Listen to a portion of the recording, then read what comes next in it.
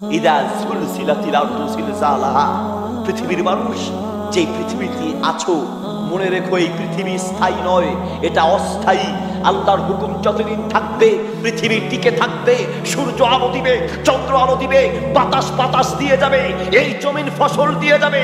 যতদিন আল্লাহর হুকুম থাকবে ততদিন। আল্লাহর আবার যখন পৃথিবী ধ্বংসের হুকুম আসবে, এক মুহূর্তে সারা পৃথিবী ধ্বংস হয়ে যাবে, ঠিক কিনা?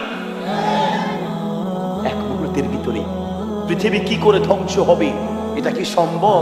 এত বিশাল বিশাল পাহাড় কেমনে বাঁধবে? একই সম্ভব? সম্ভব। পৃথিবী যে ধ্বংস হবে, এই বিশাল পাহাড়গুলো, ওয়াতাকুনুল জিবালু কাল ইহনিল মানফুস, পাহাড়গুলো ধুলার মতো উঠবে, ধুলোর মতো। এইরকম পরিস্থিতি আসবে, এটা আমরা বুঝবো কি করে যে আসলে পৃথিবী ধ্বংস হবে? ধ্বংস হওয়া সম্ভব। বুঝবো কি করে? বুঝার জন্য আল্লাহ মাঝে মধ্যে ভূমিকম্প দেয়। কি দেয়? ভূমিকম্প বুঝেন না?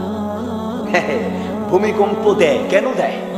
আমাকে একজন প্রশ্ন করে, হুজুর আল্লাহ বলেছেন হুয়াল্লাযী খালাকা লাকুম মা ফিল আরদি জামিয়া, এই সারা পৃথিবীতে দেখি বা না দেখি যা কিছু আছে সব মানবতার কল্যাণের জন্য সৃষ্টি করেছেন। আল্লাহু আকবার।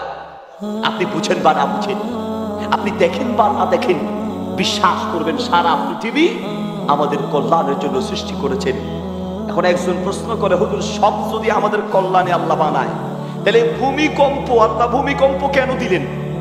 ভূমিকম্প দিয়ে তো উপকার হয় না, বরং পৃথিবী ধ্বংস হয়, বাড়ি গাড়ি ধ্বংস হয়।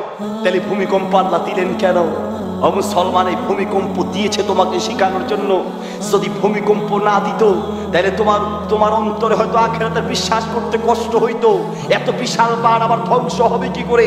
এত বিশাল বিল্ডিং আবার ধ্বংস হবে কি করে?